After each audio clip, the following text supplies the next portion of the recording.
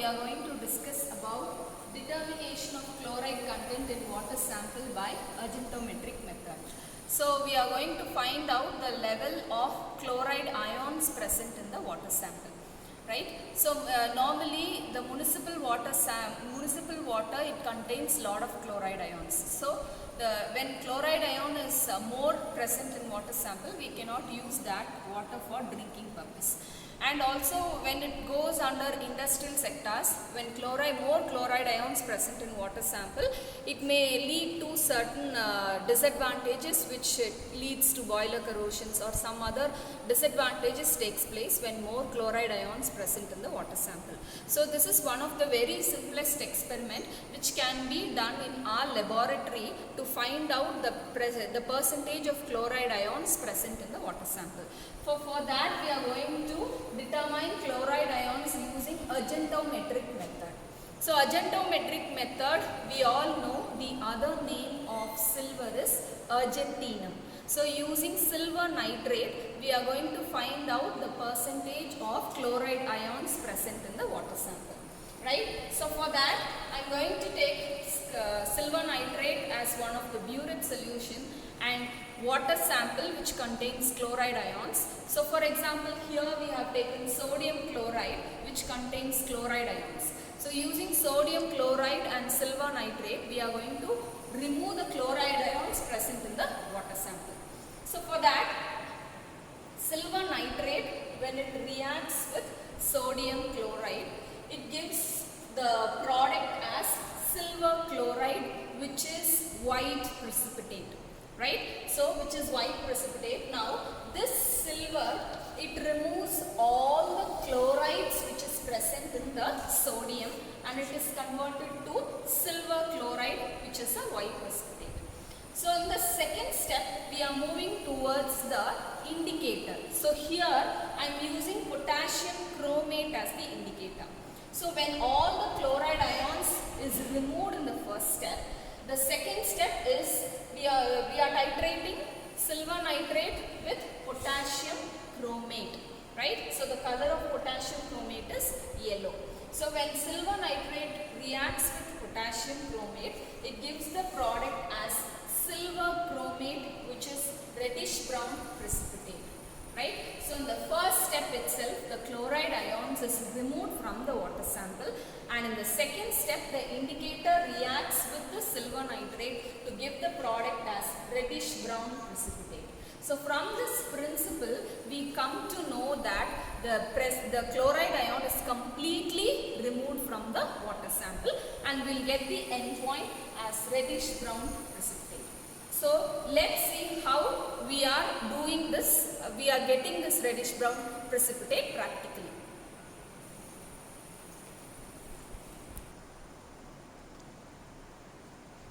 Already I told you that in the principle we are going to discuss about determination of chloride content in water sample by Agentometric method, right? So practically we are going to see how the chloride ions is removed from the water sample. So for this I am going to take silver nitrate as a burette solution. So you can see silver nitrate which is taken as a burette solution, and next I am going to take sodium chloride as a water sample, right? So the water which contains chloride ions, right? So already I have filled the burette with the silver nitrate solution and I have taken sodium chloride in my conical flask. So in the first step we are going to add an indicator which is potassium chromate. So now I am going to add indicator which is potassium chromate, right? So I have added potassium chromate. So now I am going to titrate this water sample with the burette solution. So let's see what is the end point we are going to reach.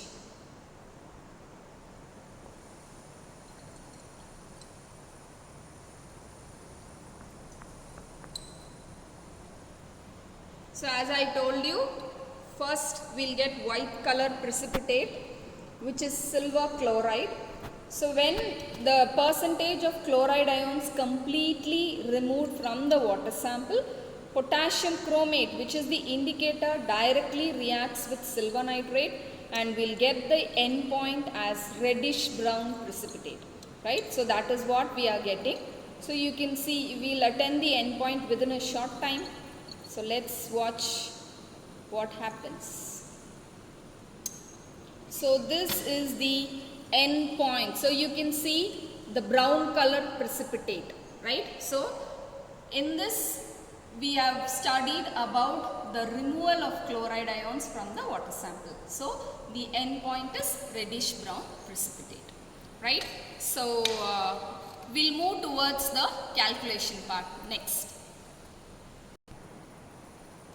Okay, so we'll see about the calculation of Agentometric method. So titration 1, it is about standardization of silver nitrate. So whenever we are doing volumetric analysis, first we have to standardize the burette solution, right? So that is why we are going under standardization of silver nitrate.